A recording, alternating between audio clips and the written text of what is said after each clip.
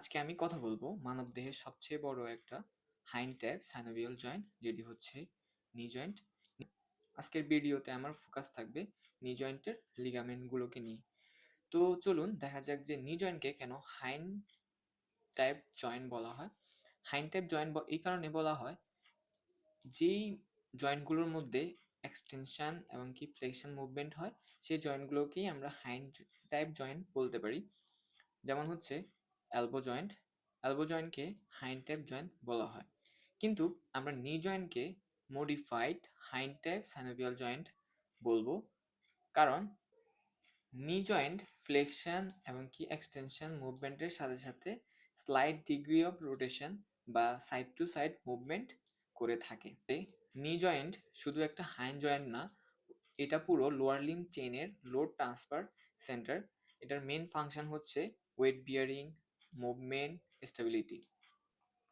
এখন আমরা দেখব নি জয়েন্টে কি কি বোনস ইনভলভ রয়েছে, যেমন হচ্ছে ফিমার, টিবিয়া, ফ্যাটেলা।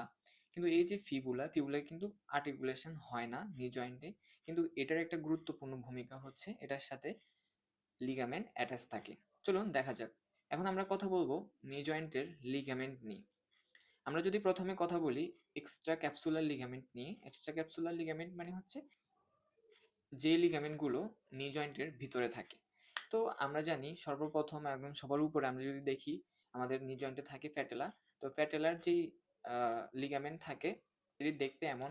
আগের একটি ভিডিওতে বলেছিলাম যে সব মাসেলই যখন শেষ হয়ে ইনসারশন হতে আসে তখন কিন্তু তারা টেন্ডনে পরিণত হয়। এই যে কোয়াড্রিসেপ থাকে আমাদের থাইতে, এটা কিন্তু হয় তখন কিন্তু এটা টেন্ডনে পরিণত হয়। তো এই যে কোয়াড্রিসেপ টেন্ডন, এটা কিন্তু অ্যাপেক্স অফ প্যাটেলার মধ্যে এসে যুক্ত হয় এবং কি এই জায়গাটা খালি থাকে, এই জায়গাটাকে নি ক্যাপ আমরা বলতে পারি। তো এখান থেকে আবার শুরু হয়ে দেখা গিয়েছে যে টিবিয়াল টিউবারসিটিতে গিয়ে অ্যাটাচ হয়। তো এই টোটাল জিনিসটাকে বলা হয় প্যাটেলার লিগামেন্ট। এখন আমরা যদি দেখি টিবিয়াল কোল্যাটারাল লিগামেন্ট, যেটাকে আমরা সবাই মিডিয়াল কোল্যাটারাল লিগামেন্ট হিসেবে চিনে থাকি। এটার নাম টিবিয়াল কোল্যাটারাল লিগামেন্ট কেন? কারণ এটা হচ্ছে upper part of medial surface of টিবিয়াতে ইনসারশন হয়। শুরু হয় কিন্তু ফিমোরাল ইপিকন্ডাইল থেকে। তো এটার ফাংশন হচ্ছে এটা সাপোর্ট দেয় নি জয়েন্টের ভিতরের সাইডকে।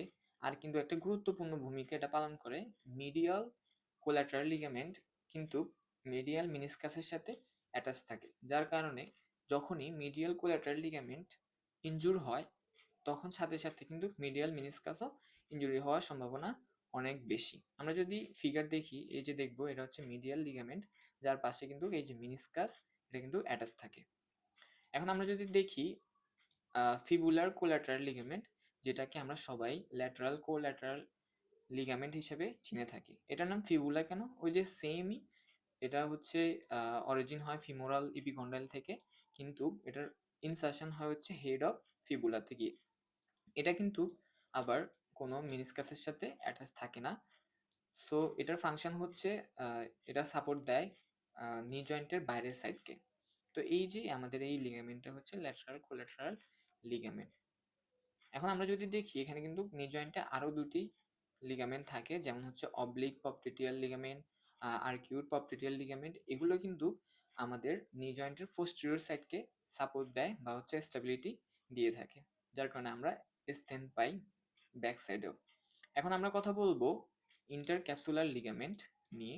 ইন্টারক্যাপসুলার লিগামেন্টের মধ্যে রয়েছে এসিএল এবং কি পিসিএল, যেটা আমরা সচরাচর দেখে থাকি, যেটা মোস্ট কমনলি আমরা পেশেন্টদের মধ্যে পেয়ে থাকি এবং কি এটা খুবই কমন।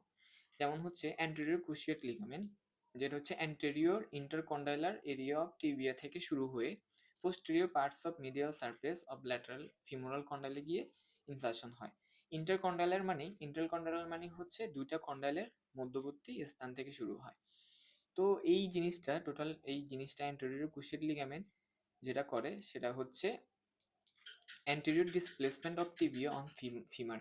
ফিমার থেকে যেন টিবিয়া না সরে যায়, ডিসপ্লেসমেন্ট না হয় বা স্লাইড না করে, এই জন্য এটা কি করে অ্যান্টেরিয়র থেকে পোস্টেরিয়র দিকে টান দিয়ে ধরে রাখে। আমরা যদি দেখি যে অ্যান্টেরিয়র ক্রুশিয়েট লিগামেন্ট, এই যে অ্যান্টেরিয়র ক্রুশিয়েট লিগামেন্ট, এটা হচ্ছে টিবিয়া বোনকে একদম ফিমারের পিছন দিক দিয়ে টান দিয়ে ধরে রাখে, যাতে করে এটা সামনের দিকে না চলে আসে। এখন আমরা দেখব posterior cruciate ligament. posterior cruciate ligament posterior intercondylar area of tibia থেকে শুরু হয়, মানে হচ্ছে অরিজিন হয়, এবং কি lateral surface of medial femoral কন্ডাইলে গিয়ে শেষ হয়। এটার ফাংশন হচ্ছে posterior displacement of tibia on femur, femur থেকে যেন টিবিয়া posteriorly displacement না হয়, সেজন্য এটা প্রিভেন্ট করে। এখন যদি আমরা দেখি posterior cruciate ligament দেখতে কেমন, এই যে একদম পিছনে, যেটা হচ্ছে পিছন থেকে টিবিয়াকে পিছন থেকে টান দিয়ে ফিমারের সাথে অ্যাটাচ করে রাখছে, যাতে করে এটা পিছনের দিকে স্লাইড না করে বা ডিসপ্লেসমেন্ট না হয়ে যায়। তো এই ছিল আজকের টপিক। আমি বলবো সর্বশেষ যে স্ট্রং লিগামেন্ট মিনস স্টেবল নি, সো প্রোটেক্ট ইউর নি ডিউরিং এক্সারসাইজ। ধন্যবাদ সবাইকে, সবাই ভালো থাকবেন। পরের ভিডিওতে আবার দেখা হবে। আল্লাহ হাফেজ।